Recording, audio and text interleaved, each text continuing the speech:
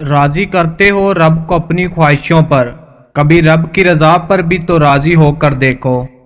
رب کی رضا مانگ لو رب سے اپنی خواہشوں سے پہلے، جب رب مل جائے گا تو اپنی خواہشوں کو مانگنے کی ضرورت نہیں پڑے گی۔ تم یہ کیوں نہیں سمجھتے ہو کہ اللہ کے سوا کوئی اور تمہاری تکلیفوں کو دور کرنے کی طاقت ہی نہیں رکھتا؟ اپنی مشکلوں اور تکلیفوں میں صبر کرو اور اللہ سے دعا کرتے رہو، بے شک صرف وہی ہے جو ہمیں ساری پریشانیوں سے نجات دلا سکتا ہے۔ یا اللہ اپنی پسند کو میری پسند بنا دے اور جس راہ پر تو راضی ہو اس راہ پہ چلا دے۔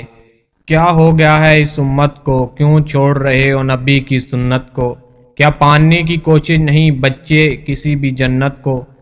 یا سب بھولنے لگے ہیں خدا کی نعمت کو؟ یا رب ہم پر ظاہر کر اپنی کسی رحمت کو، صحیح راہ پہ واپس آ جائیں بھول کر اس غفلت کو، اور کریں ایسی نیک عمل کہ تیری عظمت ہم سے راضی ہو جائے۔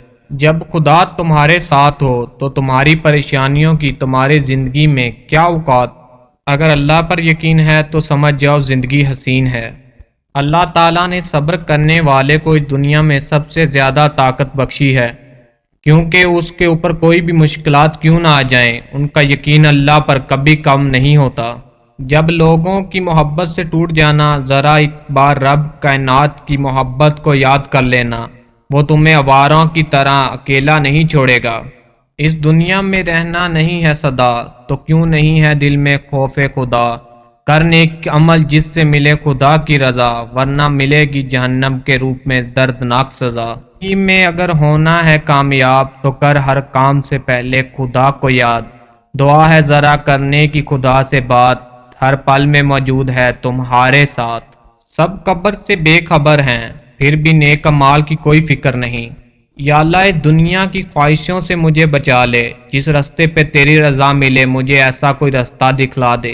آخر کیسے بچیں گے وہ لوگ خدا کے عذاب سے جو کھیلتے ہیں مزے کے لیے دوسروں کے جذبات سے؟ اللہ کی عظمت، نعمت اور رحمت صرف وہی جان سکتا ہے جو اپنے دل میں خوف خدا رکھتا ہے، ورنہ اب لوگ خدا کی ہر نعمت کو اپنی قسمت سمجھ کر اللہ کا شکر ادا کرنا بھول جاتے ہیں۔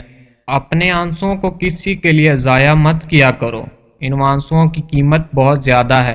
یہی تھوڑے سے آنسو تمہارے گناہوں کو معاف کروانے کا ذریعہ بن سکتے ہیں۔ چھائی کے رستے پہ چلتے ہیں وہی کامیابی کی اور بڑھتے ہیں۔ تمہاری تکلیفیں اللہ کی رحمت سے بڑی نہیں، تم صبر کرتے رہو، سب بہتر ہوگا انشاءاللہ۔